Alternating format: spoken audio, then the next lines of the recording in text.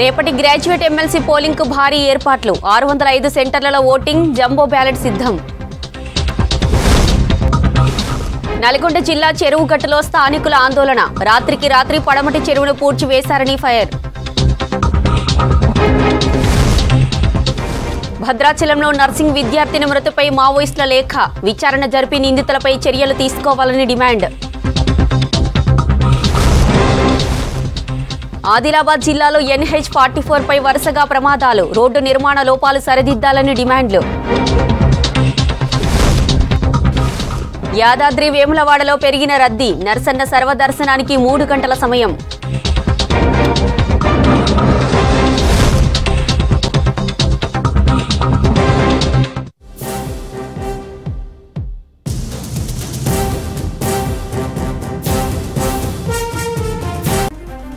రేపు జరిగే ఉమ్మడి నల్గొండ వరంగల్ ఖమ్మం జిల్లాల గ్రాడ్యుయేట్ ఎమ్మెల్సీ పోలింగ్ కు ఏర్పాట్లు చేశారు అధికారులు సోమవారం ఉదయం 8 గంటల నుంచి సాయంత్రం 4 గంటల వరకు పోలింగ్ నిర్వహించనున్నారు 3 జిల్లాల్లో మొత్తం 605 పోలింగ్ కేంద్రాలు ఏర్పాటు చేశారు ఉమ్మడి నల్గొండ వరంగల్ ఖమ్మం జిల్లా వ్యాప్తంగా మొత్తం 4,63,839 మంది గ్రాడ్యుయేట్లు ఓటు వేయనున్నారు ఎమ్మెల్సీ ఉప ఎన్నికల బరిలో 52 మంది అభ్యర్థులతో పాటు నోటా ఉంది ప్రధాన పార్టీలైన కాంగ్రెస్ నుంచి తీన్మార్ మల్లన్న బీఆర్ఎస్ నుంచి రాకేష్ రెడ్డి బీజేపీ నుంచి ప్రేమేందర్ రెడ్డి బరిలో ఉన్నారు బ్యాలెట్ పద్ధతిలో ఓటింగ్ నిర్వహిస్తున్నారు ఓటర్లు ఒకరికంటే ఎక్కువ మందికి ప్రాధాన్యత క్రమంలో ఓటు వేయవచ్చు ఉమ్మడి నల్గొండ జిల్లాలో గ్రాడ్యుయేట్ ఎమ్మెల్సీ ఎన్నిక ఏర్పాట్లపై మరిన్ని వివరాలు శేఖర్ అందిస్తారు Shekhar over to you good evening Jyothi Nalgonda Khammam Warangal పట్టభద్రుల ఎమ్మెల్సీ ఎన్నికలకు సంబంధించి సర్వం సిద్ధం చేశారు అధికార యంత్రంగా ఇప్పటికే ఏవైతే ఎలక్షన్కు సంబంధించిన మెటీరియల్ ఉంటుందో మెటీరియల్ పూర్తిగా కూడా అధికార యంత్రాంగానికి అప్పచెప్పారు మొత్తం కూడా గత ఏ ఎలక్షన్లు అయినా జనరల్గా ఈవీఎంలతో ఎలక్షన్లు MP elections general MLA elections జరుగుతాయి కానీ ఈ ఎమ్మెల్సీ ఎన్నికలకు సంబంధించి పోస్టల్ బ్యాలెట్కి సంబంధించి కాబట్టి పోస్టల్ జంబో బ్యాలెట్ పేపర్ ఉంటుంది దానికి సంబంధించి 52 మంది అభ్యర్థులు పోటీలో ఉన్నారు ప్రధానంగా 3 ఉమ్మడి జిల్లాలకు సంబంధించి 12 జిల్లాలు 34 అసెంబ్లీ స్థానాలు అదేవిధంగా 5 రెడ్డి బీఆర్ఎస్ పార్టీ నుంచి ఎనుగుల రాకేష్ రెడ్డి పోటీ ఉంటే ఇంకా అందరూ కూడా ఇండిపెండెంట్లు కూడా ఎన్నికల ప్రచారంలో పాల్గొన్నారు వాళ్ళందరూ కూడా ఎన్నికల ప్రచారంతో పాటు ఎన్నికల ప్రచారంలో పాల్గొన్నారు వాళ్ళందరూ కూడా ఎన్నికల ప్రచారంతో పాటు ఓటర్లను కలిసి వాళ్ళు చేసిన పనులు కావచ్చు చేయబోయే పనులు కావచ్చు ఇచ్చిన హామీలను నెరవేర్చడం కోసము వాళ్ళు గలమెత్తే దానికోసం కూడా వాళ్ళంతా కూడా ఎన్నికల ప్రచారం చేశారు వీళ్ళతో పాటు వివిధ పార్టీలకు సంబంధించిన ఎవరైతే ప్రధాన పార్టీలకు సంబంధించిన నాయకులు ఉన్నారో కేంద్రానికి సంబంధించిన వాళ్ళు రాష్ట్రానికి సంబంధించిన వాళ్ళు జిల్లాకు సంబంధించిన నాయకులు అందరూ కూడా ఎన్నికల ప్రచారం చేశారు ఎన్నికల ప్రచారం అయితే నిన్న సాయంత్రం 4 గంటలకు ముగిసిన వెంటనే అధికార యంత్రాంగం మొత్తం కూడా అప్రమత్తమై మొత్తం కూడా సైలెంట్గా వాళ్ళ ఎన్నికల ప్రచారం డోర్ టు డోర్ క్యాంపెయినింగ్ చేసుకుంటారు మరోవైపు అధికార యంత్రాంగం మాత్రం ఈ రేపు జరగబోయే ఓటింగ్ ప్రక్రియకు సంబంధించి అన్ని ఏర్పాట్లను చేసింది ఎవరైతే సిబ్బంది ఉంటారో సిబ్బందికి మెటీరియల్ అప్పచెప్పేటప్పుడు వాళ్ళకి ఏవైతే ఎలక్షన్ కమిషన్ నుంచి వచ్చిన ఇన్స్ట్రక్షన్స్ ఉంటాయో ప్రతిదీ కూడా వివరిస్తూ వాళ్ళందరికీ కూడా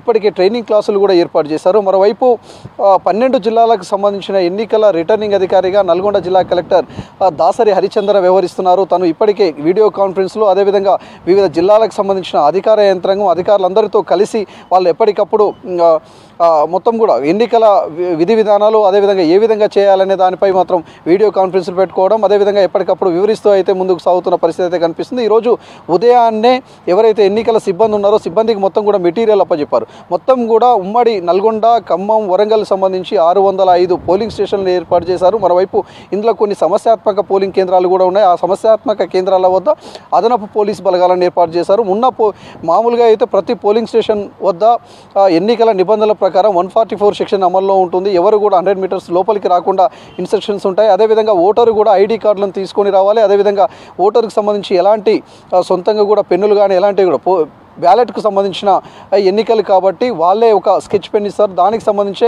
సీరియల్ పద్ధతిలో వాళ్ళు అంకెల పద్ధతిలో వాళ్ళు ఎంతమందికైనా ఓటేసుకోవచ్చు మొత్తం కూడా 52 మంది అభ్యర్థులు ఉంటారు 52 మంది అభ్యర్థులకు సీరియల్ పద్ధతిలో ఎవరైతే ఆప్షన్లు అంటే ఫస్ట్ ఆప్షన్ సెకండ్ ఆప్షన్ ఈ విధంగా తమ ఓటును వినియోగించుకునే విధంగా వాళ్ళు ఇప్పటికే ఇన్స్ట్రక్షన్స్ ఇచ్చారు ప్రతి ఓటరుకు కూడా ఎలాంటి అంటే అవగాహన కల్పించడంతో పాటు ఎలాంటి ఓటును తను మురిగిపోకుండా అక్కడ పోలింగ్ బూత్ వద్ద ప్రతి దగ్గర కూడా ఫ్లెక్సీలను ఏర్పాటు చేశారు చెప్తున్నారు. ఏ విధంగా ఓటు వేయాలి, ఏ విధంగా ఓటు వేయొద్దు, ఏ విధంగా ఓటు ఇస్తే చెల్లుతుంది, లేకపోతే ఓటు అది చెల్లకుండా ఉండాలి, చెల్లకుండా ఉండేవి ఏ విధంగా ఉంటాయనే దాని మీద ప్రతి దాని మీద కూడా ఒక ఫ్లెక్సీలను ఏర్పాటు చేసి వాళ్ళు ఇన్స్ట్రక్షన్స్ కూడా అక్కడ ఫాలో అయ్యే విధంగా ఓటర్లకు అవగాహన కల్పించే పనిలో ఉన్నారని చెప్పుకోవచ్చు. ఒకవేళ మొత్తం కూడా చూస్తే ఒకసారి 3 ఉమ్మడి జిల్లాలకు సంబంధించి 12 జిల్లాల్లో ఓటర్లను ఒకసారి చూద్దాం. 4,63,839 మంది ఓటర్లు ఉన్నారు. ఒక ఉమ్మడి నల్గొండ జిల్లాలోనే చూస్తే మొత్తం కూడా 1,66,448 మంది ఓటర్లు తమ ఓటును వినియోగించుకొని ఉన్నారు. మొత్తం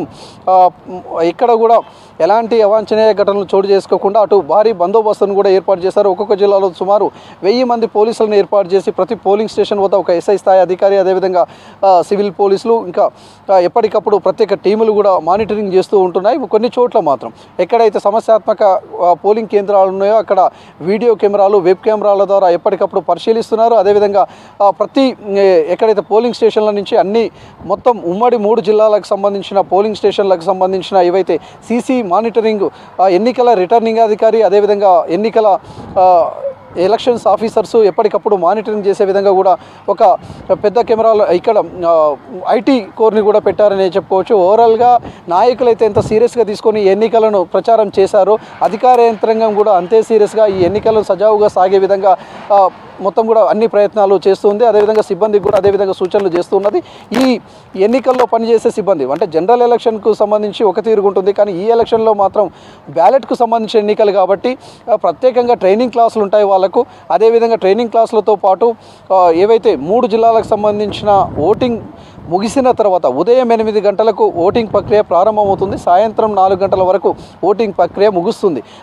ఆ తర్వాత ఎవరైతే వాళ్ళకి సంబంధించిన మెటీరియల్ కావచ్చు, బ్యాలెట్ పేపర్లు కావచ్చు, ఆ బాక్సులలో సీజ్ చేసిన తర్వాత అక్కడున్న ఏజెంట్ల సమక్షంలోనే టోటల్గా సీజ్ చేసిన తర్వాత వాటన్నిటిని కూడా తీసుకువచ్చి నల్గొండలోని వేర్ హౌస్ కార్పొరేషన్ గోదాం దగ్గర ఇక్కడ కౌంటింగ్కు సంబంధించిన కేంద్రం ఒకటి ఏర్పాటు చేశారు. అక్కడికి తీసుకొచ్చే వరకు కూడా జీపీఎస్ని ఏర్పాటు చేశారు.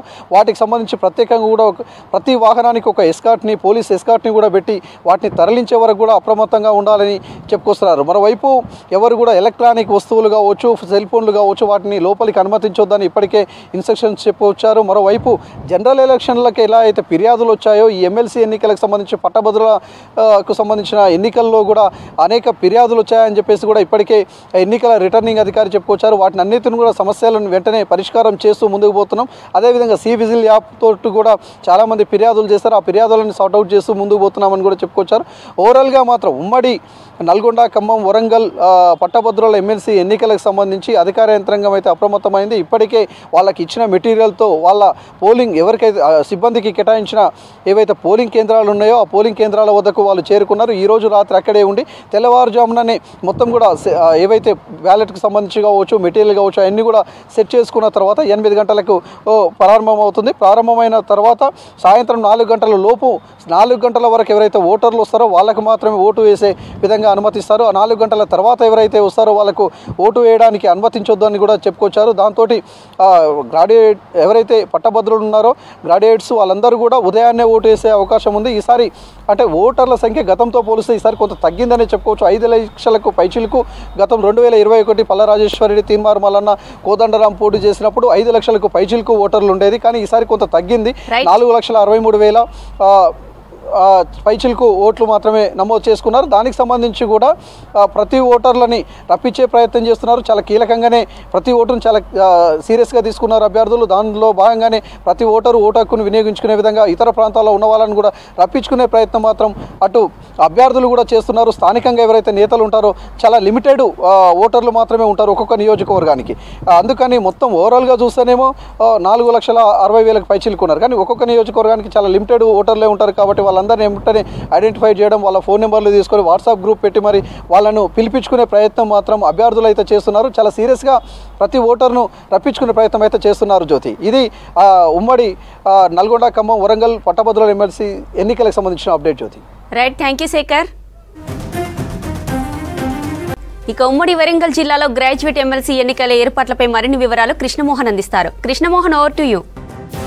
యా జ్యోతి, ఎమ్మెల్సీ ఎన్నికల ఉప ఎన్నికకు సంబంధించి సర్వం సిద్ధమైంది. రేపు ఉదయం 8 గంటల నుంచి పోలింగ్ ప్రారంభం కానుంది. దానికి సంబంధించినటువంటి అన్ని ఏర్పాట్లు చేశారు. 1,67,000 మంది ఉమ్మడి వరంగల్ జిల్లాలో గ్రాడ్యుయేటెడ్ ఓటర్లుగా తమ ఎన్రోల్ చేసుకున్నారు. వాళ్ళందరికీ కూడా ఓటు హక్కు ఉంది. వాళ్ళు రేపు ఉదయం 8 గంటల నుంచి సాయంత్రం 4 గంటల వరకు కూడా ఓటు వేయనున్నారు. దానికి సంబంధించి కూడా 222 పోలింగ్ స్టేషన్లు ఏర్పాటు చేశారు. ఇప్పటికే పోలింగ్ సిబ్బంది కూడా పోలింగ్ కేంద్రాలకు చేరుకున్నారు. వాళ్ళు ఈ రేపటి పోలింగ్ సంబంధించి కూడా వాళ్ళ ఏర్పాట్లలో నిమగ్నమయ్యారు. దానికి సంబంధించినటువంటి పనులన్నీ కూడా జరుగుతున్నాయి. అయితే సాధారణ ఎన్నికలకు ఈ ఎమ్మెల్సీ ఎన్నికలకు చాలా తేడా ఉంటుంది. ఎమ్మెల్సీ ఎన్నికలకు సంబంధించి చూస్తే బ్యాలెట్ పేపర్ తోటి ఈ పోలింగ్ జరుగుతుంది కాబట్టి కొంత డిఫరెన్స్ ఉంటుంది. సేమ్ టైంలో పోలింగ్ సంబంధించినటువంటి ప్రక్రియ మీద ఇప్పటికే అధికారులకు ట్రైనింగ్ కూడా ఇచ్చారు. జంబో బ్యాలెట్ పేపర్గా ఉందని చెప్పచ్చు. మొత్తం మనం డిస్ప్లే కూడా మనం చూడొచ్చు. ఓటర్లకు సంబంధించినటువంటి దానికి మనం ఎంతమంది పోటీ చేస్తున్నారు వాటికి సంబంధించిన డిస్ప్లే ఇచ్చారు. దీంట్లో కూడా 42 మంది అభ్యర్థులు పోటీ చేస్తున్నారు. ఇందులో ప్రధానమైనటువంటి పార్టీల నుంచి 3 ఉన్నారు. అదేవిధంగా గుర్తింపు పొందిన రిజిస్టర్డ్ పార్టీలకు సంబంధించిన వాళ్ళు మరొక 11 మంది ఉన్నారు. ఆ తర్వాత మిగతా వాళ్ళంతా కూడా ఇండిపెండెంట్స్. వీళ్ళంతా కూడా ఇతరులు అంటే ఇండిపెండెంట్స్ అభ్యర్థులుగా ఉంటారు. ఈ బ్యాలెట్ పేపర్కి సంబంధించి కూడా జంబో బ్యాలెట్ పేపర్ ఉంటుంది. ఆ బ్యాలెట్ పేపర్లో కూడా దాంట్లో ప్రధానంగా వాళ్ళ పేరు ఉంటుంది, అదేవిధంగా వాళ్ళ ఫోటో ఉంటుంది, వాళ్ళకి సంబంధించినటువంటి డీటెయిల్స్, అదేవిధంగా ఒక బాక్స్ ఉంటుంది. వాళ్ళ ఒకటే బాక్స్, ఆ బాక్స్లో మాత్రమే పోలింగ్ సంబంధించినటువంటి ప్రక్రియలో వాటి ఓటు వేయడానికి అవకాశం ఉంటుంది. అయితే ఈ ఓటు వేసే ప్రక్రియలో కూడా మనం జనరల్గా అయితే సాధారణ ఎన్నికలలో ఈవీఎంల ద్వారా ఓటు వేయడానికి అవకాశం ఉంటుంది. ఒక అభ్యర్థికి ఒక ఓటు మాత్రమే వేయడానికి అవకాశం ఉంటుంది. కానీ ఈ ఎమ్మెల్సీ ఎన్నికలకు సంబంధించి మాత్రమే ఎంతమంది పోటీ చేస్తున్నారో ప్రతి అభ్యర్థికి కూడా తాము ఓటు వేయడానికి అవకాశం ఉంటుంది. ఈ ఎమ్మెల్సీ ఎన్నికల్లో ఉన్నటువంటి ఇదే ప్రత్యేకతగా చెప్పొచ్చు. ఈ గ్రాడ్యుయేట్ ఎమ్మెల్సీ బైపోల్కు సంబంధించి కూడా చూస్తే ప్రతిసారి ఈ పోలింగ్ సందర్భంగా కూడా అంటే బ్యాలెట్ పేపర్ మీద ఓటేసే క్రమంలో చిన్న మిస్టేక్స్ తోటి చాలా వరకు పోలింగ్ సంబంధించినటువంటి వాళ్ళ ఓట్లు డిస్క్వాలిఫై అయినటువంటి సంఘటనలు ఉన్నాయి. కూడా లాస్ట్ సంబంధించినటువంటి ఎలక్షన్స్ అంటే చూస్తే 3 ఏళ్ల క్రితం జరిగినటువంటి ఎమ్మెల్సీ ఎన్నికల్లో కూడా దాదాపు 21,000 ఓట్లు చిన్న మిస్టేక్స్ తోటే అవి చెల్లకుండా పోయాయి. దానికి ప్రధానమైనటువంటి కారణం ఈ ఎన్నికకు సంబంధించినటువంటి ఏ విధమైనటువంటి ఓటింగ్ నిర్వహించాలనే దాని మీద, ఓటు ఎలా వేయాలనే దాని మీద కొంత అవగాహన లేకపోవడం. వేసేదంతా గ్రాడ్యుయేట్సే కానీ చిన్న పొరపాట్ల వల్లనే ఇది జరుగుతుంది. దానికి సంబంధించి ఒక డిస్ప్లే కూడా పెట్టారు. ఆ డిస్ప్లేలో ఓటు ఏ విధంగా వేయాలి, ఓటుకు సంబంధించినటువంటి మిస్టేక్స్ ఏమేమి చేయకూడదు, ఇలాంటివన్నిటిని కూడా ఇక్కడ డిస్ప్లే పెట్టారు. ఏదైనా సరే అంటే ఇక్కడ ఉన్నటువంటి 52 మందికి కూడా అంటే ఇప్పుడు పోటీ చేస్తున్నటువంటి 52 మందికి ఓటు వేయడానికి అవకాశం ఉంది. ఆ ఓటేసే విషయంలో కూడా కొన్ని జాగ్రత్తలు తీసుకోవాలి. ఆ జాగ్రత్తలకు సంబంధించిన ఈ డిస్ప్లేకి సంబంధించినటువంటి ఏర్పాటు చేసిందని చెప్పచ్చు. అందులో ప్రధానంగా ఓటు వేయాలనుకుంటే అభ్యర్థి ఎదురుగా కూడా రోమన్ అంకె 1 అనేది వేయచ్చు. కానీ ఇక్కడ 1 కంటే 2 ఓటు వేయడానికి అవకాశం ఉండదు. ప్రస్తుతం ఎన్నికలకు సంబంధించినటువంటి ఏర్పాట్లు ఎలా జరుగుతున్నాయి మేడం రేపటి పోలింగ్కి సంబంధించి? మనకి అరేంజ్మెంట్స్ అయితే మేము ఆల్రెడీ ఏర్పాటు చేసుకున్నాం. దాదాపు 67 పోలింగ్ స్టేషన్స్ ఉన్నాయి ఇక్కడ హనంకొండ డిస్ట్రిక్ట్లో, నల్గొండ కాన్స్టిట్యుయెన్సీలో. అన్ని పోలింగ్ స్టేషన్స్లో మన పోలింగ్ ఆఫీసర్స్, మన ఓపీఓస్, ఏపీఓస్ అందరూ వెళ్ళిపోయారు. And their all placed at their polling station. All the arrangements are done. అన్ని బేసిక్ అమ్యానిటీస్ మనం ఏ విధంగా హెచ్ఓపీలో చేశామో ఆ విధంగా ఎప్పుడు కూడా చేస్తున్నాం. So I request all the voters, మన గ్రాడ్యుయేట్ ఓటర్స్ అందరికీ my request is they all should come tomorrow and vote and make it good election, successful election. So మీకోసం అన్నీ మనం అరేంజ్మెంట్స్, నీళ్ళు కావచ్చు, ఓఆర్ఎస్ కావచ్చు, మెడికల్ ఫెసిలిటీస్ కావచ్చు, we have arranged everything, shed కావచ్చు, అన్ని అరేంజ్మెంట్స్ అవుతుంది. అండ్ ఓటర్స్కి అవేర్నెస్ ఇవ్వడానికి ఎలా ఓట్ చేయాలి అంటే కొంచెం డిఫరెంట్ ఉంది. బ్యాలెట్ పేపర్లో మనం ఓట్ ఇస్తున్నాం కాబట్టి దాంట్లో ఓట్ ఏ విధంగా వేయాలి అది లాస్ట్ టైం ఓటింగ్ సంబంధించి కూడా చూస్తే మేడం 21 ఓట్లు డిస్క్వాలిఫై అంటే చిన్నగా పొరపాట్లతోటే వాటికి సంబంధించి డిస్ప్లే చేశారు కదా. అంటే ఎట్లా వాళ్ళు ఎట్లాంటి ఓటింగ్ సార్లకు సంబంధించి చేయాలి, ఎట్లాంటి జాగ్రత్తలు తీసుకోవాలి? సో ఆల్ దీస్ మనం ఎప్పుడైనా ఓటర్ వస్తే వాళ్ళకి మొత్తం ఒకటే ఎలక్షన్ కమిషన్ నుంచి ఏ విధంగా ఓట్ రికార్డ్ చేయాలి అనేది కూడా రాసుకొని ఉంది. సో ఫర్ ఎగ్జాంపుల్ చిన్న పొరపాటు ఏం జరుగుతుంది అంటే లాస్ట్ వాయిలెట్ పెన్ మనకు ఉంది స్పెషల్. నార్మల్ ఈవీఎం ఓట్స్లో ఈవీఎంలో కొట్టి ప్రెస్ చేసి బయట వెళ్ళిపోవచ్చు. కానీ ఈ ఎలక్షన్లో స్పెషాలిటీ ఏమంటే ఎలక్షన్ కమిషన్ ఇండియా నుంచి ఒకటి వాయిలెట్ పెన్ అని వస్తుంది. ఓన్లీ ఆ పెన్ నుంచి ఓట్ వేయాల్సినవి ఉంది. వేరే పెన్ నుంచి మనం చేస్తే అది రిజెక్ట్ అవుతుంది, వేరే చోట్ల మనం 2-3 చోట్ల సైన్ చేస్తే రిజెక్ట్ అవుతుంది. ఇంకా పేపర్ ఏ విధంగా ఫోల్డ్ చేయాలి కూడా మన పిఓ ప్రిసైడింగ్ ఆఫీసర్స్ ఓపీఓస్ మీకు నేర్పిస్తారు. So any voter who comes the third presiding officer, second presiding officer will tell how to fold, ఏ విధంగా ఫోల్డ్ చేయాలి కూడా స్పెషల్ ఉంది. సో ఆల్ దీస్ అరేంజ్మెంట్స్ మనం 2 ట్రైనింగ్స్ ఇచ్చాము మన స్టాఫ్కి. So I request voters to come. Dos and don'ts అన్నీ మేము రాసాము, తెలుగులో ఉంది, ఇంగ్లీష్లోనే ఉంది. So if they come to vote they will be guided particularly. అంటే ఈ ఓటింగ్ సంబంధించి 1 అనే నెంబర్, అంటే ఫస్ట్ ప్రియారిటీకి సంబంధించి 1 అని వేయటం, కానీ ఈ 1 అనే దాంట్లో 2 రకాలు ఉంటుంటాయి, తెలుగులో కావచ్చు. ఈ రోమన్ ఇంకా ఏమేమి వేయడానికి అవకాశం? అంటే they can simply put 1, 2, 3 or in roman numbers also they can put. That is not a problem. It is suppose to be only clear, అంటే క్లియర్గానే ఉండాలి. 1, 2, 3 ప్రిఫరెన్స్ ఈ ఉంది. మనం ఒక చోట్లో 1 ఇంకో చోట్లో 1 రాస్తే కూడా అది ఓట్ రిజెక్ట్ అవుతుంది. So that is what they have return here also, that మీరు ఏ క్యాండిడేట్ చూస్తున్నారు ఆ క్యాండిడేట్ పక్కనే మీకు ఆర్డర్ రాయాలి 1, 2, 3, 4.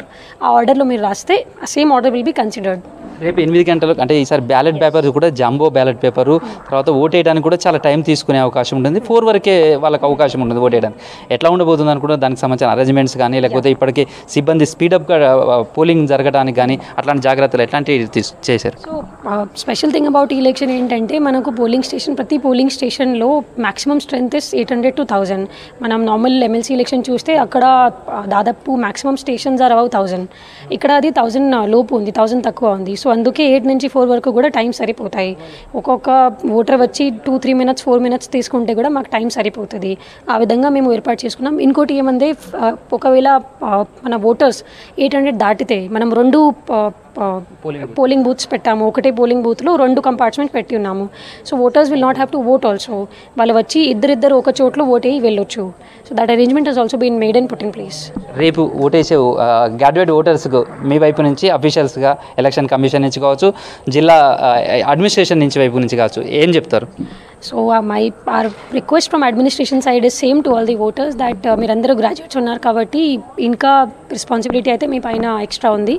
we're all graduates and the special election by election is only for graduate assembly. only graduates can vote కాబట్టి ఇంకా రెస్పాన్సిబుల్గా ఉండాలి, ఇంకా ముందుకు వచ్చి ఓట్ వేయాలి. So my request is everybody should come and vote and give their contribution and democratic setup. Thank you madam. ప్రస్తుతం అయితే ఈ పోలింగ్ సంబంధించినటువంటి అరేంజ్మెంట్స్ అన్నీ కూడా పూర్తయ్యాయి. వరంగల్ ఉమ్మడి జిల్లాకు సంబంధించి చూస్తే 167,000 మందికి సంబంధించినటువంటి 167,852 మంది ఓటర్లు ఉన్నారు. వాళ్ళ కోసం 222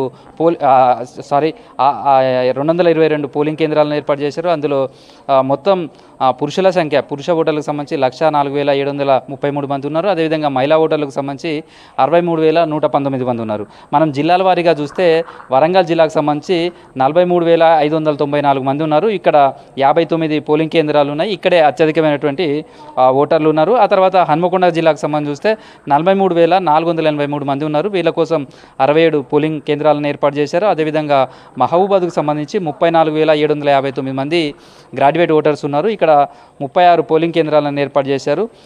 జనగామ జిల్లాకు సంబంధించి 23,320 మంది ఓటర్స్ ఉన్నారు. ఇక్కడ కూడా 27 పోలింగ్ కేంద్రాలు ఏర్పాటు చేశారు. భూపాలపల్లి జిల్లాకు సంబంధించి 12,460 మంది ఓటర్స్ ఉన్నారు. ఇక్కడ 16 పోలింగ్ కేంద్రాలు ఏర్పాటు చేశారు. తక్కువ ఓటర్లు ఉన్న జిల్లాగా అయితే ములుగు జిల్లా ఉంది. ఇక్కడ 10,237 మంది ఓటర్లు ఉన్నారు. ఇక్కడ 17 పోలింగ్ కేంద్రాలు ఏర్పాటు చేశారు. అయితే రేపు ఉదయం 8 గంటలకు పోలింగ్ ప్రారంభమవుతుంది. పోలింగ్ సందర్భంగా కూడా తీసుకోవాల్సిన అన్ని జాగ్రత్తలు తీసుకున్నారు. ఇప్పటికే అంటే పోలింగ్ ముగియడానికి 48 గంటల ముందు నుంచే సైలెన్స్ పీరియడ్ ఉంటుంది కాబట్టి అప్పటి నుంచే మద్యం షాపులు మూసివేశారు. తర్వాత 144 సెక్షన్ అమల్లో ఉంది. రేపు ఉదయం 6 గంటల నుంచి కూడా పోలింగ్ కేంద్రం పరిసర ప్రాంతాలంతా కూడా ఈ 144 సెక్షన్ అమల్లో ఉంటుంది. సాయంత్రం పోలింగ్ పూర్తయ్యే వరకు కూడా ఇది కొనసాగుతుంది. అయితే ఈ మిగతా జనరల్గా జరిగే ఎలక్షన్స్కు ఈ ఎమ్మెల్సీ ఎన్నికలకు సంబంధించినటువంటి కొంత భిన్నంగా ఉంటుంది కాబట్టి ఓటు వేసే సమయంలో కూడా జాగ్రత్తలు తీసుకోవాల్సిన అవసరం ఉంటుంది. ఆ జాగ్రత్తలలో ప్రధానంగా ఓటు వేసే సమయంలో ప్రాధాన్యపరమైనటువంటి ఫస్ట్ ప్రియారిటీ కావచ్చు, సెకండ్ ప్రియారిటీ కావచ్చు, థర్డ్ ప్రియారిటీ ఇలా వేయడానికి ప్రతి ఒక్కరికి అవకాశం ఉంటుంది. అయితే మొదటి ప్రియారిటీ ఓటు వేసిన తర్వాత మూడో ప్రియారిటీ ఓటు వేయాలి అంటే ఖచ్చితంగా రెండో ప్రియారిటీ ఓటు వేసి ఉండాలి. అలా ఉంటే మాత్రమే ఆ ఓటు చెల్లుబాటు అవుతుంది. అట్లా 4, 5, 6 ఎంతమందికి ఓటు వేసినా ఒక క్రమ పద్ధతిలో ఖచ్చితంగా ఉండాలి. అలా ఉంటే మాత్రమే ఆ ఓటు వాల్యుబుల్ అవుతుంది. ఓటరు తమ సొంత పెన్నులు కూడా వాడటానికి వీలుండదు. తర్వాత సిగ్నేచర్ కానీ లేదా వేరే ఎలాంటి గుర్తులు కూడా పెట్టదు. అభ్యర్థికి ఎదురుగా ఉన్నటువంటి ఒక ప్రత్యేకమైనటువంటి బాక్స్ ఉంటుంది. ఆ బాక్స్ లో నెంబర్ మాత్రమే వేయాలి. ఆ తర్వాత ఆ నెంబర్ కూడా ఒక అభ్యర్థికి రెండో అభ్యర్థికి మధ్యలో కన్ఫ్యూజ్ అయ్యే విధంగా కూడా నెంబర్ వేస్తేనా గానీ ఆ ఓటు పనికి రాకుండా పోతుంది. కాబట్టి ఎమ్మెల్సీ ఎన్నికలకు సంబంధించినటువంటిది ఇప్పటికే సిబ్బందికి ప్రత్యేకమైనటువంటి శిక్షణ ఇచ్చారు. ఎందుకంటే ఓటు వేసిన తర్వాత ఈ జంబో బ్యాలెట్ ఉంటుంది. జంబో బ్యాలెట్ పోల్లు చేయడానికి సంబంధించి కూడా ప్రత్యేకంగా చేయాల్సి ఉంటుంది. అలా చేస్తే మాత్రమే. ఉమ్మడి ఖమ్మం జిల్లాలో గ్రాడ్యుయేట్ ఎమ్మెల్సీ ఎన్నిక ఏర్పాట్లపై మరిన్ని వివరాలు ఖదీర్ అందిస్తారు. Khammam SR and BJNR college గ్రౌండ్లో ఎమ్మెల్సీ ఉప ఎన్నికకు సంబంధించి అన్ని రకాల ఏర్పాట్లను పూర్తి చేశారు. అన్ని రకాల సామాగ్రిని పంపిణీ చేయడం కోసం ఈ గ్రౌండ్ని ఎంపిక చేయడం జరిగింది. అయితే ఇక్కడ నుంచే బ్యాలెట్ బాక్సులు, అదేవిధంగా ఇక్కడ నుంచి బస్సులు, అదేవిధంగా ఎన్నికలకు సంబంధించి ఎటువంటి సామాగ్రి పంపిణీ చేయాలో అదంతా కూడా ఇక్కడ నుంచి సప్లై చేయడం కోసం ఈ గ్రౌండ్ని ఎంపిక చేశారు. అయితే ఇప్పటికే అధికారులందరూ కూడా సామాగ్రిని తీసుకొని తమ తమ యొక్క పోలింగ్ స్టేషన్లకు చేరుకోవడం జరిగింది. ప్రస్తుతం చూసుకున్నట్లయితే మొత్తం ఎమ్మెల్సీ ఎన్నికలకు సంబంధించి 4,63,839 మంది ఓటర్లు ఉండగా ఖమ్మం జిల్లా వ్యాప్తంగా, ఉమ్మడి ఖమ్మం జిల్లా వ్యాప్తంగా చూసుకున్నట్లయితే దాదాపుగా 1,20,000 మంది వరకు ఓటర్లు ఉన్నారు. అయితే గ్రాడ్యుయేట్లు అందరూ కూడా ఈసారి ఖచ్చితంగా ఓటు హక్కును వినియోగించుకోవాలని చెప్పేసి ప్రతి ఒక్క నాయకుడు కూడా ప్రచారాన్ని నిర్వహించడం జరిగింది. అటు ఎన్నికల కమిషన్తో పాటు అదేవిధంగా వివిధ పార్టీలు కూడా తమ యొక్క ఓటు హక్కును వినియోగించుకోవాలని చెప్పేసి గ్రాడ్యుయేట్లను అవగాహన కల్పించడం జరిగింది. ప్రధానంగా చూసుకున్నట్లయితే 3 పార్టీలు బరిలో ఉన్నాయి. కాంగ్రెస్ పార్టీ తరపు నుంచి చింతపండు నవీన్ కుమార్ అలియాస్ తీన్మార్ మల్లన్న, అదేవిధంగా బీఆర్ఎస్ పార్టీ తరపు నుంచి రాకేష్ రెడ్డి, బీజేపీ పార్టీ నుంచి ప్రేమందర్ రెడ్డి బరిలో ఉన్నారు. మొత్తంగా చూసుకున్నట్లయితే 62 నామినేషన్లు దాఖలు కావడం జరిగింది. స్కూట్నీ తర్వాత 52 నామినేషన్లు ఉన్నాయి. అయితే 52 మంది అభ్యర్థులు బరిలో ఉన్నారు. ఒకటి నోటాగా ఉంది. మొత్తంగా చూసుకున్నట్లయితే 52 మంది అభ్యర్థుల భవితవ్యం అనేది జూన్ 4-5 తారీఖున తేలనుంది. అయితే రేపు ఎన్నిక ఉదయం 7 గంటల నుంచి కొనసాగుతుంది. అయితే ఇక్కడ కూడా ఈవీఎంల బెడద లేకుండా ఇక్కడ బ్యాలెట్లను ఉపయోగించుకుంటున్నారు. అయితే బ్యాలెట్ బాక్సులలో ఎటువంటి అవాంఛనీయ సంఘటనలు అనేవి జరగటం అనేది ఉండదు. కేవలం ఎక్కడైతే ఎన్నిక జరుగుతుందో ఆ ఎన్నికలు జరిగే చోట 144 సెక్షన్ని ఏర్పాటు చేయడం జరిగింది. మొత్తంగా చూసుకున్నట్లయితే 118 పోలింగ్ స్టేషన్లు ఉన్నాయి. 118 పోలింగ్ స్టేషన్లలో సిబ్బందిని అక్కడ నియమించడం జరిగింది. ఎన్నికల కమిషన్ నిబంధనల మేరకు ఇక్కడ ఎన్నిక అనేది జరుగుతూ ఉంది. అయితే ఉప ఎన్నిక కావడంతో దీన్ని అన్ని పార్టీలు కూడా ప్రతిష్టాత్మకంగా తీసుకున్నాయి. మొత్తంగా చూసుకున్నట్లయితే 3 పార్టీలు కూడా ఖచ్చితంగా ఈసారి తమదే గెలుపు అన్నట్టుగా ధీమా వ్యక్తం చేస్తున్న పరిస్థితి కనిపిస్తూ ఉంది. గతసారి ఎన్నికల్లో 2021లో జరిగిన ఎన్నికల్లో పల్లా రాజేశ్వర్ రెడ్డి బీఆర్ఎస్ పార్టీ తరఫున బీఆర్ఎస్ పార్టీ మద్దతుతో గెలుపొందడం జరిగింది. అయితే ద్వితీయ ఓటుతో, అంటే రెండో ప్రాధాన్యత ఓటుతోనే పల్లా రాజేశ్వర్ రెడ్డి గెలుపొందడం జరిగింది. 3 రోజుల పాటుగా కౌంటింగ్ ప్రక్రియ అనేది కొనసాగింది. అయితే 3 రోజుల ప్రక్రియ తర్వాత రెండో ప్రాధాన్యత ఓటుతో పల్లా రాజేశ్వర్ రెడ్డి గెలుపొందడం జరిగింది. ప్రస్తుతం ప్రతి ఒక్క చోట కూడా వాళ్ళ ప్రచారం అనేది 20 రోజుల పాటు ఉన్నా కానీ 12 రోజులు మాత్రం వాళ్ళు చాలా సీరియస్గా ప్రచారాన్ని నిర్వహించడం జరిగింది. 12 రోజుల పాటు కూడా అన్ని పార్టీలు తమ యొక్క అభ్యర్థి గెలుపొందడం కోసం తీవ్రంగా కృషి చేయడం జరిగింది. ప్రస్తుతం రేపు అన్ని చోట్ల కూడా పోలింగ్ అనేది స్టార్ట్ అవుతా ఉంది. అయితే ఈ 3 జిల్లాలు, ఉమ్మడి జిల్లాలో చూసుకున్నట్లయితే 12 జిల్లాలు కొత్తగా ఏర్పడ్డ జిల్లాలన్నీ కూడా ఉంటాయి. జిల్లాలకు సంబంధించిన అధికారులు ఇప్పటికే అన్ని రకాల ఏర్పాట్లను పూర్తి చేసుకొని ఉన్నారు. అయితే దీనికి సంబంధించి ప్రధానంగా ఒక విషయం చెప్పాలి ఏంటంటే ఇది బైపోల్ కాబట్టి బైపోల్, అదేవిధంగా ఇప్పటికే తెలంగాణ రాష్ట్రంలో అధికారాన్ని చేపట్టిన కాంగ్రెస్ పార్టీ ఉత్సాహంలో ఉంది. అదేవిధంగా ఎంపీ ఎన్నికలు కూడా పూర్తయి ఉన్నాయి. కాబట్టి ఖచ్చితంగా ఈ ఎన్నికలు చాలా ప్రతిష్టాత్మకంగా తీసుకోవాలి. విద్యావంతుల నిర్ణయం ఎటు ఉండబోతుంది, విద్యావంతులు ఎవరి పక్షాన ఉండబోతున్నారు, ఏ పార్టీ పక్షాన్ని నిలబోతున్నారు అనేది జూన్ 5 తారీఖున తేలనుంది. ఇది మొత్తంగా చూసుకున్నట్లయితే ఎమ్మెల్సీ ఏర్పాట్లకు సంబంధించిన అప్డేట్స్. వీడియో జర్నలిస్ట్ హర్షత్తో Khadeer, V6 news, Khammam. MLC ఎన్నికల్లో గ్రాడ్యుయేట్లు అందరూ ఓటు హక్కు వినియోగించుకోవాలన్నారు సమాచార హక్కు పరిరక్షణ సమితి నేతలు. అయితే ఆలోచించి నచ్చిన అభ్యర్థికి ఓటు వేయాలని చెప్పారు. బ్యాలెట్ పేపర్పై ఇష్టం వచ్చినట్టు రాస్తే చెల్లకుండా పోతుందన్నారు. ప్రజాస్వామ్యంలో ఓటు వజ్రాయుధమని సక్రమంగా వినియోగించుకొని మంచి ప్రజా ప్రతినిధి ఎన్నుకోవాలన్నారు సమాచార హక్కు పరిరక్షణ సమితి నేతలు. ఎన్నికల కమిషన్ యొక్క ఆదేశాల మేరకు దాదాపు ప్రభుత్వ అధికారులు, పోలీసు సిబ్బందులను సమన్వయం చేసుకుంటూ వారి కర్తవ్యం వారు ఏర్పాటు చేస్తున్నారు. మన కర్తవ్యం మనం ఓటకు వినియోగించుకోవాలి. కాబట్టి మనందరం కూడా ఓటకు వినియోగించుకొని ఓటర్ల శాతం పెంచాలి. ఎందుకంటే విద్యావంతులు, మేధావులు, చదువుకున్న వాళ్ళు వేసే ఓటు కాబట్టి అందరూ వినియోగించుకోవాలని కూడా కోరుతా ఉన్నాం. ప్రధానంగా బ్యాలెట్ పత్రం గురించి మీకు వివరించడం జరుగుతుంది. ఇక్కడ బ్యాలెట్ పత్రంలో చూసినట్లయితే బరిలో ఉన్న అభ్యర్థుల పేర్లతో పాటు వాళ్ళకు సంబంధించిన ఎదురుగా బాక్సులు ఉంటాయి. కానీ ఆ బాక్స్లో మాత్రమే ఒకటి అనేది పెట్టాల్సి ఉంటుంది. లేదంటే మీరు తెలుగులో రాయడం కానీ, అదేవిధంగా 2 ఓట్లు ఒకరికి వేయడం కానీ, అదేవిధంగా లేదా సంతకాలు పెట్టడం కానీ, హోమనెక్కలు రాయడం కానీ. నిజామాబాద్ జిల్లా నవీపేట మండలం అనంతగిరిలో తమ భూమిని శివప్రసాద్ అనే వ్యాపారి కబ్జా చేశాడని ఆరోపించారు బీగల విఠల్ ఆయన కుమారులు. కౌలుకు తీసుకున్న భూమిని తిరిగి ఇవ్వకుండా వేధిస్తున్నాడని ఆవేదన వ్యక్తం చేశారు. రెవెన్యూ అధికారులు తమ భూమి అని సర్టిఫికెట్ ఇచ్చినా పట్టించుకోవడం లేదన్నారు. తప్పుడు పత్రాలతో తమ భూమిలో శివప్రసాద్ అక్రమంగా రైస్ మిల్ నిర్మిస్తున్నాడని చెప్పారు. సర్వే నంబర్ 307లోని తమ 2 ఎకరాల భూమిని ఇప్పించాలని కోరారు విఠల్ ఆయన కుమారులు. 77 నుంచి స్టిల్ ఇప్పటి వరకు నేనే పట్టేదారిని, నేనే కాస్తుకారిని, అంతా నా ఆధీనంలోనే ఉన్నది. వీళ్ళు దానికి అడ్డమైన ఇవి పుట్టించి కేసీఆర్ పాస్బుక్లు అప్పుడు ధరణి అప్పుడు నాకు పాస్బుక్ రానియకుండా చేసి ఓడ్ల పెట్టించిండ్రు. అది గ్రామస్తులకు కూడా తెలుసు, గ్రామస్తులు కూడా కంప్లైంట్ చేసినారు. ఇది బిగాల విఠల్కు చెందింది అసైన్మెంట్ భూమి, వీళ్ళు అన్యాయంగా ఆకుపై చేసి రైస్ మిల్ కడుతున్నారని. ఎంతమందికి ఎన్ని ఇచ్చినా కానీ వాళ్ళు ఆపుతలేరు. దీనికి గ్రామ పంచాయతీ అనంతగిరి గ్రామ పంచాయతీ సెక్రటరీ లక్షల రూపాయలలో తీసుకొని దీని మీద పర్మిషన్ ఇచ్చి దీనికి 6 కోట్ల లోను శాంక్షన్ చేపించుకున్నారు. ఈ పొలం కన్నా ఎక్కువ వర్త్ అయ్యేటట్లా టైం వస్తే చివరికి ఈ 6 కోట్లు తీసుకొని బయటపడదామని చెప్పి అయితే దాన్ని హోడ్లా కూడా పెట్టించినాం. మా దగ్గర ఉన్న డాక్యుమెంట్లు అవన్నీ చూయించి హోడ్లా కూడా పెట్టించినాం. కానీ పంచాయత్ సెక్రటరీ మేము పోయితేనేం పోయా ఆపినాము ఆపుతున్నా అంటున్నాడు, మళ్ళీ వాళ్ళ బ్యాక్గ్రౌండ్ కట్టిపిస్తున్నాడు. దీని అంతటికి కారణము అనంతగిరి పంచాయతీ సెక్రటరీ పాపేశ్వరరావు మీద తగు చర్య తీసుకొని నాకు తగిన న్యాయం చేయాలా. ఎంఆర్ఓ కూడా నిన్న మాకు ఇచ్చిన ఆర్ఐ కన్ఫెషన్ ఏం చేశారంటే, ఇక్కడ అక్రమంగా మీ 307 సర్వే నంబర్లోనే ఇది మీ ఈ ప్రజెంట్ పట్టా ప్రకారం మీ మీదనే ఉంది, ఇది మీ జాగాల్ని కడుతున్నారు, మేము పర్మిషన్స్ ఇవ్వలేదు కాబట్టి పంచాయత్ సెక్రటరీ ఇచ్చింది కాబట్టి పంచాయత్ సెక్రటరీ దీన్ని కూల్చే అధికారం ఉంటుంది, పంచాయత్ సెక్రటరీని పట్టుకోండి అంటే గత వారం రోజుల నుంచి ప్రతిరోజు మేము పంచాయత్ సెక్రటరీకి కలవడానికి పంచాయత్ ఆఫీస్కి వెళ్తే పంచాయత్ ఆఫీస్ లాక్కుంటున్నది. ఆయన్నేమో ఫోన్ చేస్తుంటేనేమో స్విచ్ ఆఫ్ పెడుతున్నాడు, మాకు ఫోన్ డిస్కనెక్ట్ చేస్తున్నాడు. అయితే నిన్న ఎంపీఓ రామకృష్ణ గారు మమ్మల్ని పిలిచారు, దీని గురించి విచారిస్తాను అని చెప్పేసి. అయితే మమ్మల్ని రమ్మంటే ఆయన్ని కూడా రమ్మంటే మేమేమో వెళ్ళి మా డాక్యుమెంట్స్ అన్నీ సబ్మిట్ చేశాం. కానీ పొద్దు నుంచి సాయంత్రం వరకు మేము ఎంపీఓ ఆఫీస్లోనే కూర్చున్నాం, మండల పరిషత్ ఆఫీస్లో. కానీ ఎవరు రాలేదు, ఆపోజిట్ పార్టీ రాలేదు, పంచాయత్ సెక్రటరీ కూడా ఆబ్సెంట్ అయ్యాడు.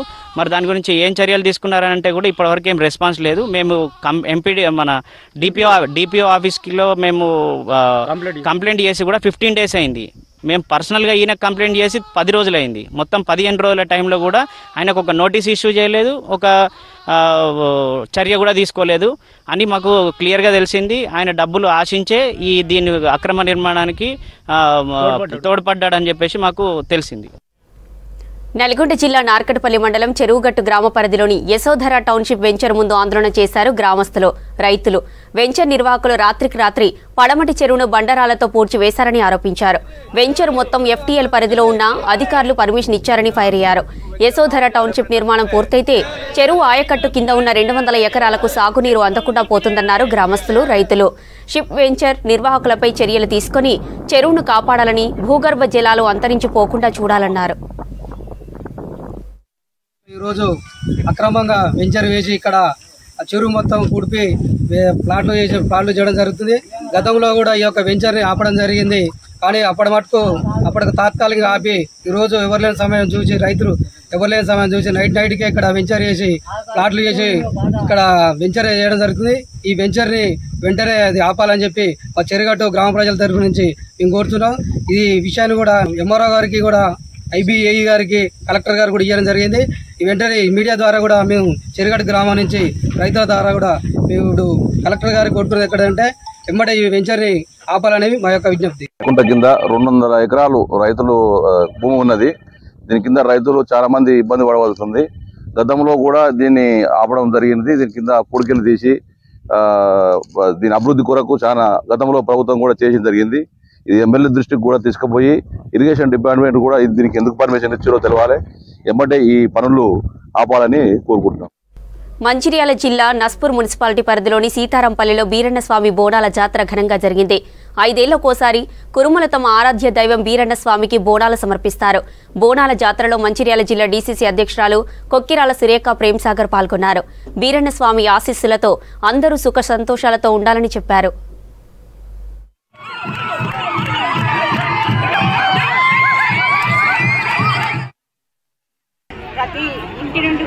మహిళలు బోనం ఎత్తుకొని ఇక్కడికి దేవుడికి సమర్పించడానికి వచ్చింది.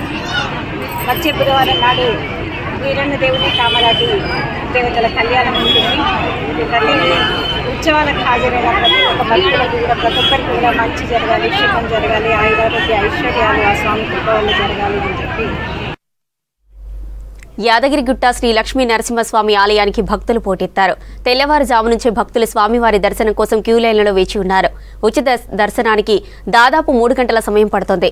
కొండపైన వెళ్లే ఉచిత బస్సులు రద్దీగా ఉండడంతో మెట్ల మార్గంలో పైకి చేరుకుంటున్నారు భక్తులు. సరిపడా బస్సు సర్వీసులు లేకపోవడంతో భక్తులు ఇబ్బందులు పడుతున్నారు.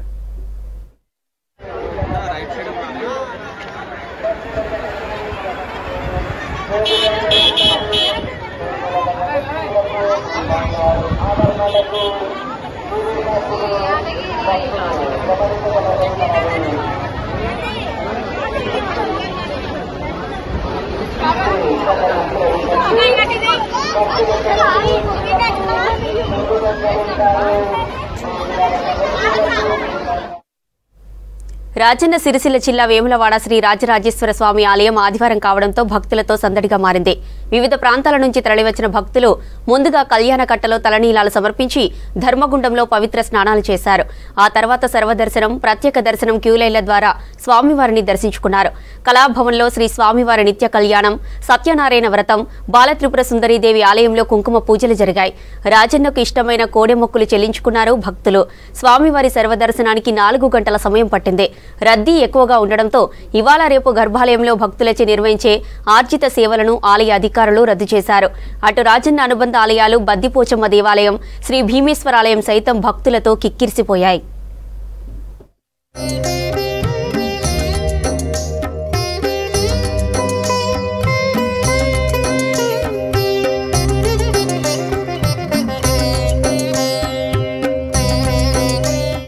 వికారాబాద్ జిల్లా కుల్కచర్ల మండలం ఘనాపూర్లో గుర్రాల దాడికి స్థానికులు భయంతో వణికిపోతున్నారు. వారం రోజుల క్రితం గ్రామంలోకి వచ్చిన 3 గుర్రాలు కనిపించి వారిపై దాడి చేస్తున్నాయి. గుర్రాల దాడిలో ఇప్పటికే 3 తీవ్రంగా గాయపడ్డారు. దీంతో పిల్లలు, మహిళలు, వృద్ధులు ఇళ్ల నుంచి బయటకు రావడానికి భయపడుతున్నారు. గుర్రాలను కట్టేసి పోలీసులకు సమాచారం అందించారు గ్రామస్తులు. అయితే గుర్రాలను తీసుకెళ్లమంటే పోలీసులు నిర్లక్ష్యం వహిస్తున్నారని చెప్పారు స్థానికులు. ఈ గ్రామంలో గుర్రాలు సంచరించుకుంటూ గుర్రాలు వ్యక్తులపై దాడి చేస్తున్నాయి. ఇవి చేన్లలకు వెళ్ళే వ్యక్తులపై దాడి చేసి గాయపరిచినాయి. వీటిని వెంబడే ఇక ఊరు నుండి తరలించాలని రాత్రి యువకులు గుర్రాలను పట్టుకొని బంధించిండ్రు. వీటిని ఇక్కడ నుండి ఇమ్మీడియట్లీ తీసుకుపోవాలని మేము అధికారులను కోరుతున్నాము. ఏమయ్యా ఎవరు పట్టించుకుంటలేరు. గుర్రం తిప్పలవాడి 8 రోజులు అయింది. మందులు కరుస్తున్నది, తంతున్నది, కొరుకుతున్నది, ఏం బేకాదు చేస్తున్నది. మమ్మల్ని పట్టించుకునే దిక్కేవాడు లేడు. ఎట్లా దీనికి రూపం ఏం లేదా? మరి మీరు పట్టించుకునే పోలీసులు పట్టుకునే పోతుంది. మరి మా ఊరిలో మేము తిప్పలబడుతున్నాము. పట్టించుకుంటారా లేదా? ఎవరికైనా ఇంకా మేము దానికి మొదలుకోదమ్మా. గుర్రము ఇది ఊరిని చంపేటట్టున్నది, దినామూరిని చంపుతున్నది, తంతున్నది, కరుస్తున్నది. గుర్రం ఇది రిలేషన్ ఎట్లా అయింది? మా ఊరికి చంపేటట్టున్నది తప్ప ఎవరిదైనా దయచేసి పట్టుకోపోండి. ఇక దీన్ని ఉంచకండి. వారం ఎక్కువ అయింది వచ్చి. భద్రాద్రి కొత్తగూడెం జిల్లా కేంద్రంలోని హెచ్పీ పెట్రోల్ బంకులో సిబ్బంది మోసం చేస్తున్నారని ఆరోపించారు స్థానికులు. 2 లీటర్ల పెట్రోల్కు 1.5 లీటర్ మాత్రమే కొడుతున్నారని చెప్పారు. 1/2 లీటర్ పెట్రోల్ ఎందుకు తక్కువ వచ్చిందని ప్రశ్నిస్తే బంక్ సిబ్బంది దాడి చేసే ప్రయత్నం చేశారని ఆరోపించారు. ఈ ఘటనపై పోలీసులకు ఫిర్యాదు చేశారు స్థానికులు. కేసు నమోదు చేసుకున్న పోలీసులు బంక్ సిబ్బందిని అదుపులోకి తీసుకున్నారు. 2 లీటర్ బాటిల్ వేపితే లీటర్ నాదే వచ్చింది. కొంత మాకు తక్కువ వచ్చింది ఏంటంటే కొంత వేసుకోండి అన్నారు. బాటిల్ ఇబ్బంది పెట్టి బాటిల్ కొనుక్కొచ్చి కొంత లీటర్ నాదే వచ్చింది. ఇది జరిగింది. ఏంటంటే మీరు కొంత వేసుకోమని ఇది జరిగింది. ఇప్పుడు ఇది ఇక్కడికే ఉంది. లీటర్ నాలుగు కూడా లేదు. అది ఏమంటున్నారు సూపర్వైజర్ ఏమంటున్నారు? సూపర్వైజర్ ఏమంటున్నారు? సూపర్వైజర్ ఏం మాట్లాడలేదు. సూపర్వైజర్ ఏమంటుండు? వాడిని తన్నండి ఆయన కొట్టండి అంటున్నారు. తన్నండి ఫస్ట్ ఒక పేరు వాడు దంతే మాకేమైనా వస్తుందా? ఉత్తర దక్షిణ భారతదేశాలను కలిపే నేషనల్ హైవే 44 రోడ్ డేంజర్ జోన్గా మారింది. హెవీ వెహికల్స్తో రద్దీతో పాటు సర్వీస్ రోడ్డు లేకపోవడం, రోడ్డు నిర్మాణ లోపాల ప్రమాదాలు జరుగుతున్నాయి. ప్రతి ఏటా ఈ రోడ్డుపై దాదాపు 25 మంది చనిపోతున్నా అధికారులు పట్టించుకోవడం లేదన్న విమర్శలు వస్తున్నాయి.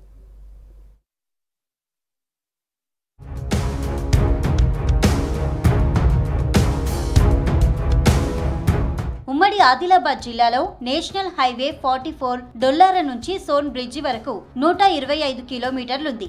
ఈ రోడ్డు ప్రమాదాలకు కేంద్రంగా మారింది. ప్రతిరోజు ఎక్కడో ఒక చోట యాక్సిడెంట్లు జరుగుతూనే ఉన్నాయి. గత ఏడాదిలో దాదాపు 30 ప్రమాదాలు జరిగాయి. 7గురు మృతి చెందారు. అధికారుల లెక్కల ప్రకారం గత 4 ఏళ్లలో 366 రోడ్డు ప్రమాదాలు జరగగా 215 మంది మృత్యువాత పడ్డారు. ఈ నెలలో జరిగిన యాక్సిడెంట్లలో 5గురు చనిపోయారు. ఇటీవల ప్రైవేట్ ట్రావెల్స్ బస్సు నిర్మల్ సమీపంలో ఓవర్ స్పీడ్ తో పల్టీ కొట్టింది. దీంతో ఒకరు చనిపోగా 25 మందికి తీవ్ర గాయాలయ్యాయి.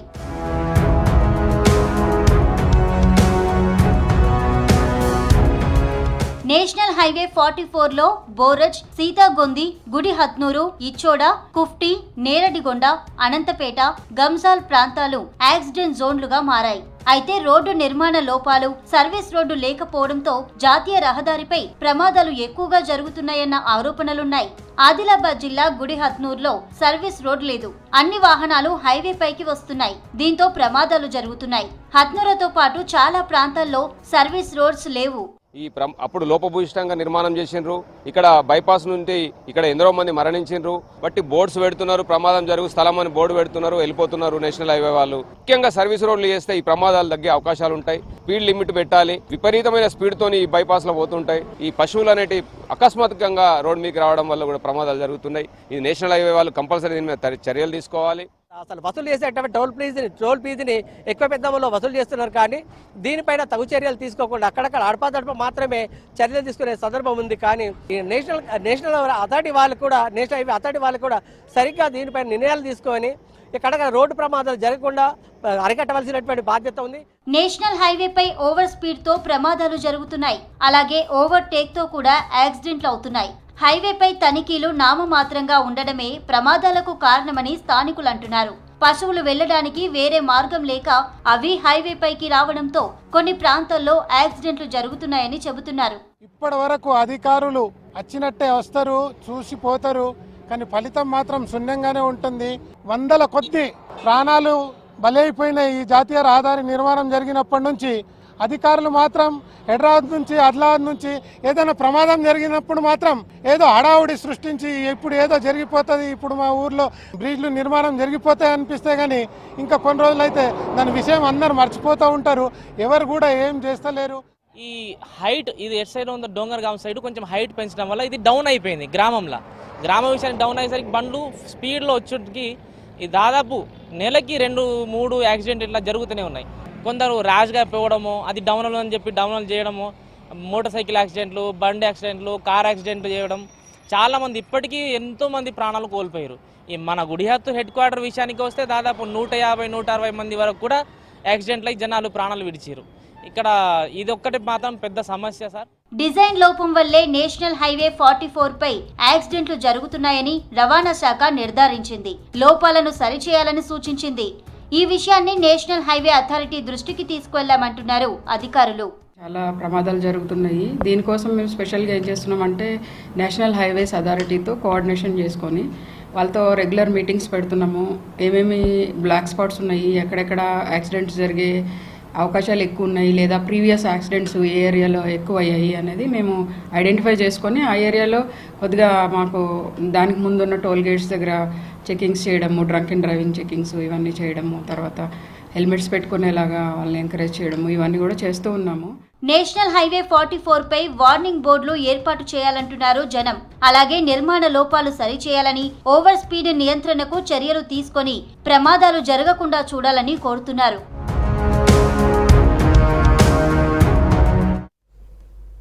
మహబూబ్ నగర్ జిల్లాలోని నల్లమల అడవులు సందర్శకులకు స్వర్గధామం. పెద్ద పులులకు ఆవాసం, అరుదైన వనమూలికలకు, వృక్ష జంతు జాతులకు నిలయం. లోయలు, ఎత్తైన జలపాతాలు కనువిందు చేస్తుంటాయి. నల్లమల అందాలను ఏడాది పొడవునా వీక్షించడానికి సలేశ్వరం ఎకో టూరిజం ప్రాజెక్టును ప్లాన్ చేస్తున్నారు అధికారులు. ప్రకృతి అందాలకు నిలయం. ఎన్నో సహజ సిద్ధమైన వాటర్ ఫాల్స్, లోయలు, జలపాతాలు, చారిత్రకమైన ప్రదేశాలు, వృక్ష జంతు జాతులకు నిలయం. నల్లమల ఏకో టూరిజం ప్రాజెక్ట్కి ఫారెస్ట్ శాఖ ఒక రూపకల్పన చేసింది. నల్లమల వీక్షణ కోసం ఒక అరుదైన అవకాశాన్ని కల్పించబోతోంది. అట్లాంటి నల్లమల ఏకో టూరిజం ప్రాజెక్ట్పై V6 గ్రౌండ్ రిపోర్ట్.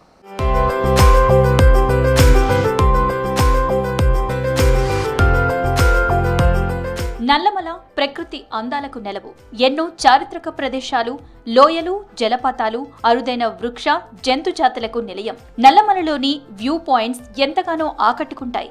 ప్రముఖ శైవ క్షేత్రం సలేశ్వరం, లొద్ది, మల్లెల తీర్థం, దత్తాత్రేయ పాదుకలు, కదలివనం, అక్క మహాదేవి గుహలు ప్రాచీన చరిత్రకు సజీవ సాక్ష్యాలుగా నిలుస్తున్నాయి. సహజ సిద్ధమైన అందాలు సందర్శకులను ముగ్ధుల్ని చేస్తాయి. వందల మీటర్ల ఎత్తు నుంచి జాలువారే జలపాతాలు నల్లమల అడవి ప్రాంతంలో చాలా కనిపిస్తాయి.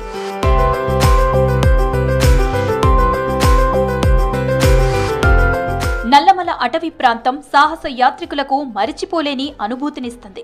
ఉమ్మడి ఆంధ్రప్రదేశ్లో నాగార్జునసాగర్ శ్రీశైలం టైగర్ రిజర్వ్ దేశంలోని అతిపెద్ద పులుల అభయారణ్యంగా పేరు పొందింది.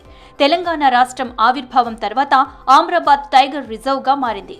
నల్లమలలో పెద్ద పులులు, చిరుత పులులు, ఎలుగుబంట్లు, దుప్పులు, జింకలు, ఇతర వన్యప్రాణులతో పాటు అత్యంత అరుదుగా కనిపించే మూషిక జింకలు కనువిందు చేస్తాయి. దేశంలోనే మిగతా అటవీ ప్రాంతాలతో పోలిస్తే నల్లమలలో పెద్ద పులులు, ఇతర వన్యప్రాణుల సంఖ్య ప్రతి ఏడాది పెరుగుతోంది. జూన్ నుంచి సెప్టెంబర్ వరకు నల్లమల అడవుల్లో ఆంక్షలు అమలు చేస్తుండటమే ఇందుకు కారణం.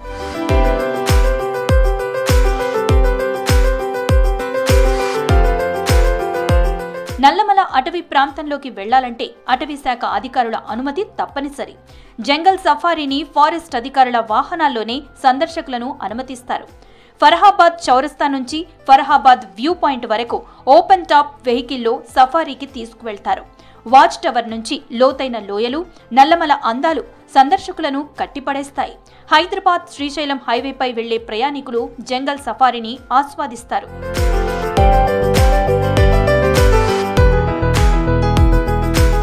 ఇక సలేశ్వరం జాతర మొదలైంది అంటే నల్లమలలో ఉండే సందడే వేరు.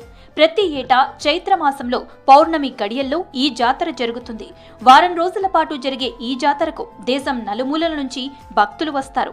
ఎన్నో కష్టాలను ఓర్చుకొని సలేశ్వరంలోని లింగమయ్యను దర్శించుకుంటారు. సలేశ్వరం యాత్రను దక్షిణ అమరనాథ్ యాత్రగా పిలుస్తారు. దట్టమైన నల్లమల అటవీ ప్రాంతంలో లోయల్లో రాళ్లు రప్పల మధ్య సలేశ్వరం సాహస యాత్ర సాగుతుంది. కాలినడక ద్వారానే సలేశ్వరం చేరుకోవాలి. నిత్యం జాలువారే జలపాతం, దానికి ఎదురుగా లింగమయ్య దర్శనం భక్తులకు మధురానుభూతినిస్తుంది.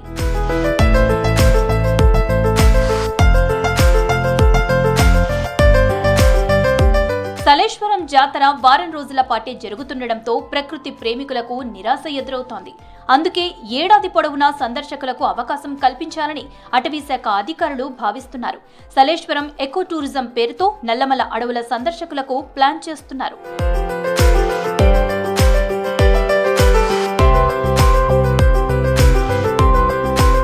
మరోవైపు సలేశ్వరం ఎకో టూరిజం ప్రాజెక్టులపై విమర్శలు వస్తున్నాయి. ఏడాది పొడవునా సందర్శకులను అనుమతిస్తే అడవికి ముప్పు ఏర్పడుతుందంటున్నారు పర్యావరణవేత్తలు. సలేశ్వరం ఎకో టూరిజం ప్రాజెక్టు ప్రయత్నాలను మానుకోవాలని అటవీ శాఖ అధికారులకు సూచిస్తున్నారు.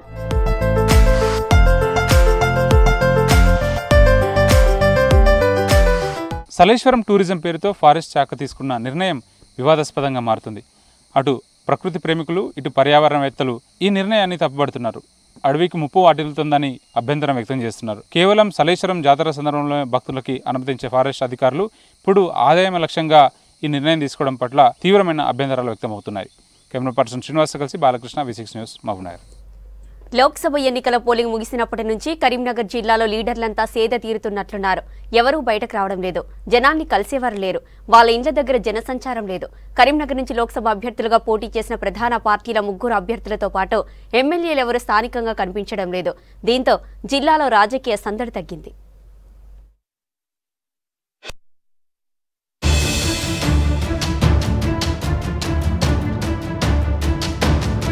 రాజకీయ పార్టీల నేతలు అధికారంలో ఉన్నా లేకున్నా ప్రజాప్రతినిధుల ఇండ్ల దగ్గర నిత్యం సందడి ఉంటుంది. కానీ ఇప్పుడు పార్టీ కార్యాలయాలు, నేతల ఇండ్లన్నీ బోసిపోయి కనిపిస్తున్నాయి. ఎన్నికలకు ముందు కనిపించినంత హడావిడి ఏది ఇప్పుడు చూద్దామన్నా కనిపించడం లేదు. ఎన్నికల కోడ్ ఇంకా కంటిన్యూ అవుతుండటంతో ఎలాంటి అధికారిక కార్యక్రమాలు లేకపోవడం, కౌంటింగ్కు పోలింగ్కు మధ్య 20 రోజులకు పైగా గ్యాప్ ఉండడంతో నేతలకు టైం దొరికినట్లయింది. కరీంనగర్ జిల్లా కేంద్రంలో మాజీ మంత్రి ఎమ్మెల్యే గంగుల కమలాకర్, ఎంపీ అభ్యర్థులైన బండి సంజయ్, వినోద్, వెలిచాల రాజేందర్ రావు ఇండ్ల దగ్గర సందడే లేకుండా పోయింది. బండి సంజయ్ ఇప్పటికే ఓ దఫా వారణాసిలో మోదీ తరపున ఎన్నికల ప్రచారానికి వెళ్లారు. అటు నుంచి అటే ఖమ్మం, నల్గొండ, వరంగల్ ఎమ్మెల్సీ ఎన్నికల ప్రచారంలో పాల్గొన్నారు. గంగుల కమలాకర్ కొద్ది రోజులు దుబాయ్ పర్యటనకు వెళ్లి ఇటీవలే తిరిగి కరీంనగర్ వచ్చినా ఆయన ఎక్కడా పూర్వపు స్థాయిలో బయటకు రావడం లేదు. వినోద్ కుమార్ ఎన్నికల తర్వాత ఇక్కడి నుంచి హైదరాబాద్ వెళ్లి అప్పుడప్పుడు ప్రెస్ మీట్లు పెడుతున్నారు. వెలిచాల కూడా కరీంనగర్లో కనిపించడం లేదు. అటు హుజూరాబాద్లోనూ ఎమ్మెల్యే కౌశిక్ రెడ్డి ఎన్నికల ప్రచారంలో బిజీగా కనిపించినా కొద్ది రోజులుగా ఆయన యాక్టివిటీ ఎక్కడా కనిపించడం లేదు. మానకొండూరు ఎమ్మెల్యే కవ్వంపల్లి సత్యనారాయణ, చొప్పదండి ఎమ్మెల్యే మేడిపల్లి సత్యం కూడా హైదరాబాద్కు వెళ్లి వస్తున్నారు తప్ప ఎక్కడా జనంలో కనిపించడం లేదు. అటు జగిత్యాల జిల్లాలోని కోరుట్ల, జగిత్యాల ఎమ్మెల్యేలు, ఎంపీ అభ్యర్థిగా పోటీ చేసిన టి జీవన్ రెడ్డి కూడా ఇప్పుడు గప్చుపయ్యారు. ఓ రకంగా చెప్పాలంటే ఎక్కడా పొలిటికల్ యాక్టివిటీ అన్నదే కనిపించడం లేదు.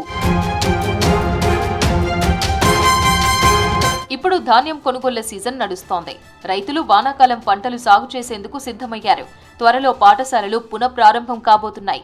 కొనుగోలు కేంద్రాల్లో రైతుల సమస్యలు తెలుసుకునేందుకు అటు అధికార, ఇటు ప్రతిపక్ష నేతలు ఎవరూ అటువైపు కూడా వెళ్లడం లేదు. అధికారులు మాత్రం ఈ కార్యక్రమాల్లో బిజీగా ఉన్నారు. స్కూళ్ల రిపేర్లు, బుక్స్ వంటి సమస్యలు లేకుండా ఎమ్మెల్యేలు, ఎంపీలు రివ్యూ నిర్వహించాల్సిన సమయంలో ఎంపీ ఎన్నికల కోడ్ అడ్డంకిగా మారింది.